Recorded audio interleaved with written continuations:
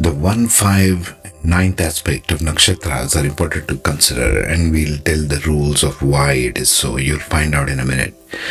Check your ascendant. Number 1, ascendant angle, the cusp of your ascendant, whatever planet is close to the ascendant, especially if it is Rahu, Ketu, or Jupiter, are close to that cusp, close to your ascendant angle. That's the first rule. Number 2, if Rahu or Jupiter are your Atma Karaka, we shall speak about this much later on. Number 3, if Rahu and Ketu are in 1-7 axis, the first and the 7th axis. Number 4, if other planets are in conjunction with Rahu, Ketu or Jupiter in specific nakshatras, the focus being on specific nakshatras. And we'll deal with all the 9 types of nakshatras here, really. Number 5, and the most important, if you have an exchange of lordship between the lords of nakshatras and or the dominance of one ruler of nakshatras in your chart. For example, if you have Mercury and Moon exchanging lords, okay, and then you have Mercury dominated nakshatras, this will be important. And if Jupiter is in that particular nakshatra of Mercury, you see what I'm saying?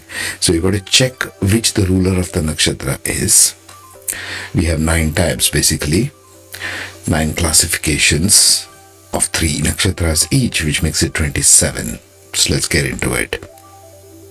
So if you're looking at the chart, you see Rahu as 5th and 9th aspects. This is the 5th aspect of Rahu. We are taking 1st and 7th axis as an example.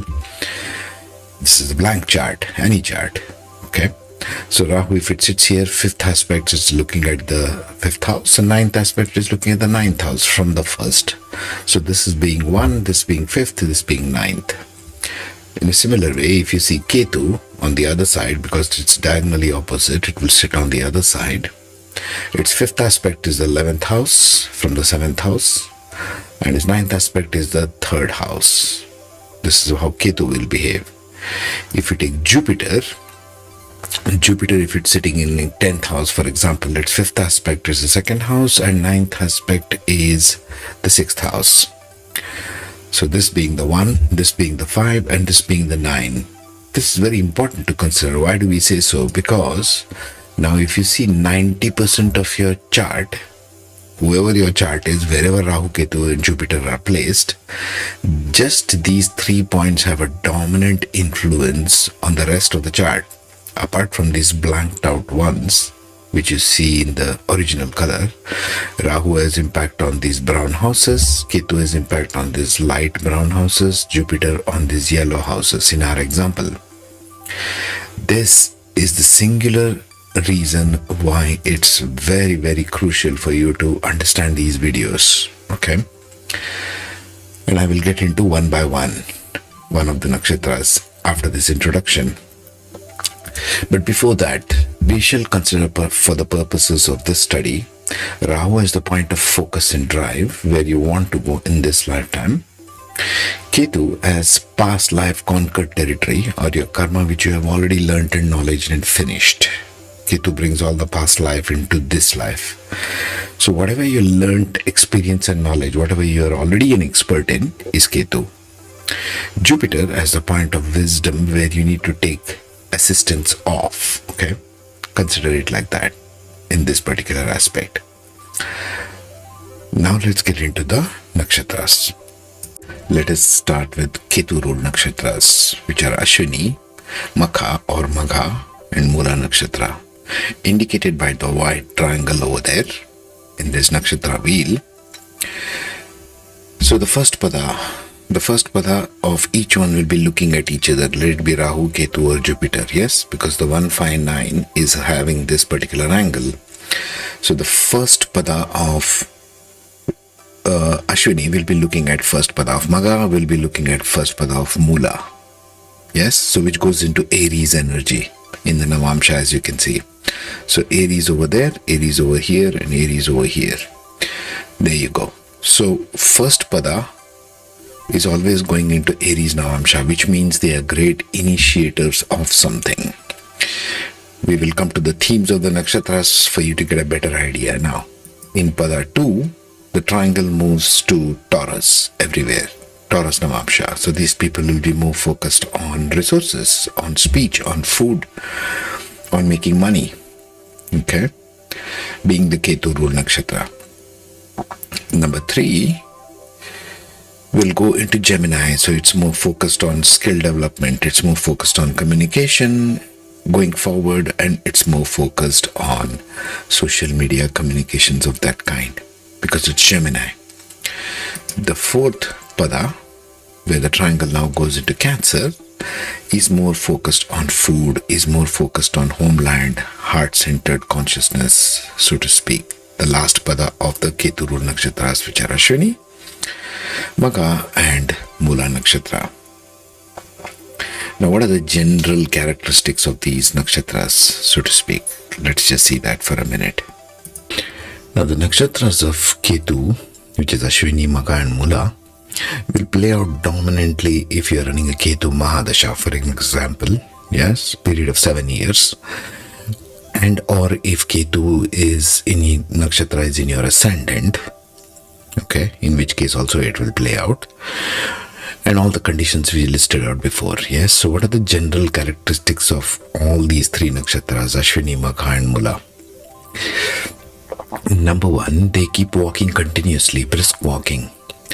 They usually reborn in the same family, either for revenge or to help them. Look at the difference there, right? Either a total badass or total good ass, if there is such a thing. To start something new, Ketu always initiates. Ashwini is an initiator, Magha is initiator of leadership, Mula is the beginning of all spirituality. Like we saw in the previous ones, there are plenty of videos to help you with that. They are idea generators, highly intuitive people, Ketu Nakshatras. Okay, so if Rahu, Ketu or Jupiter is sitting in any one of these, in any pada, be aware of this. We shall see this in the next slide. Okay, what is assisting you? Where is your talent going? That's the purpose of this. They are idea generators. They had too much attachment to something in their past life. Ketu is all about past life, what you have conquered in the past life. They are searching for things that give them satisfaction. Ketu is looking for satisfaction. Number 2, what is left in this world to do is the question they ask. I'm not permanent here. I will go somewhere else. So they keep moving. They are constantly on the move kind of people. All right. This is the second point. Number 3, they're never committed to one place, one land.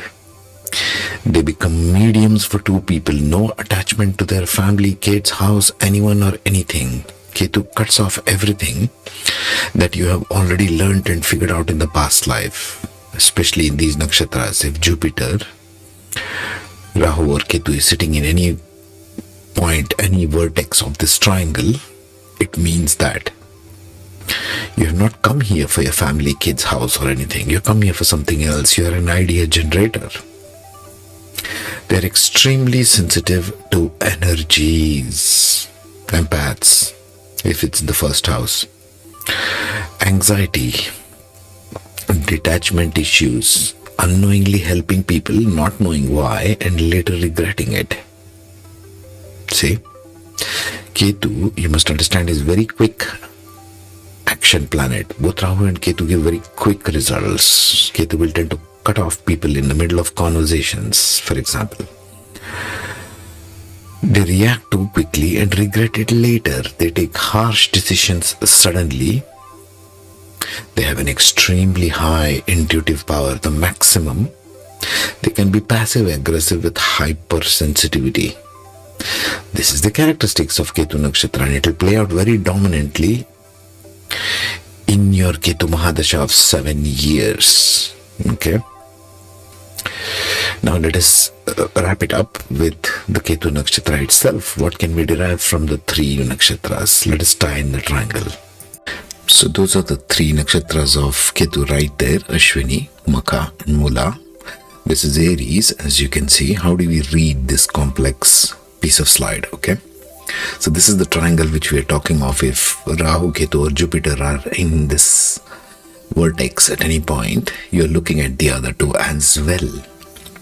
So Ashwini goes from Aries to Aries, Taurus, Gemini, Cancer in Navamsha. This goes from Leo and this goes from Sagittarius into the same Navamsha. Which means what essentially? It means that this Ashwini will bring everything in a Martian style. Mars, like you can see the energy is right there. Initiator, risk taker, needs admiration. They can be healers, they can be commanding, they can be friendly and controlling. See, all Martian energies you will find in this box. Coming on to Magha, it goes into Leo. So it will be all sun kind of energy. Sun is very ancestral, very traditional, holding on to ancestral property. So if you're running Ketu Mahadasha, this will be prominent in your life. You will move from one point to the other point in this triangle. Yes? If it's Mula, all Jupiterian characteristics going into Navamsha. Jupiter has nothing to do with material obsession. Jupiter is knowledge, wisdom. It's influence, it's guidance, it's writing rules and regulations. You see? So that's what it goes to in Mula. So the axis, as much as you can say it is Ketu driven, detachment from things like we saw, it is more towards moving and bringing the energies of that particular nakshatra, also inclusive of the life lesson which I have covered in other videos, if you want to see that. Okay, inclusive of that.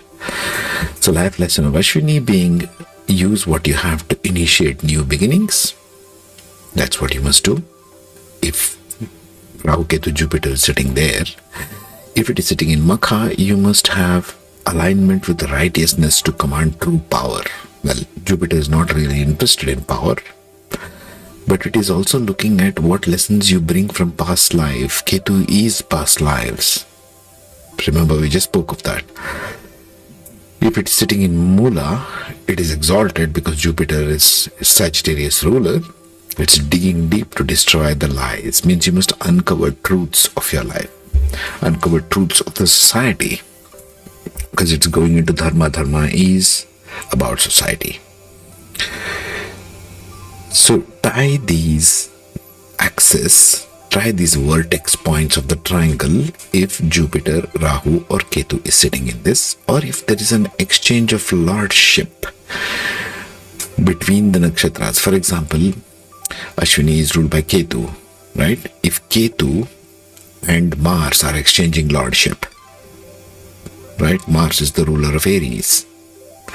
Or if you're going to Leo, if Sun and Ketu are exchanging lordship, right? If Sun is sitting in a Ketu Nakshatra, Ketu is sitting in a Sun Nakshatra. That's another possibility. Same with Jupiter. This is the way we analyze it. Next we shall see Venus-ruled Nakshatra. In the meantime, take care, be safe, have a great day.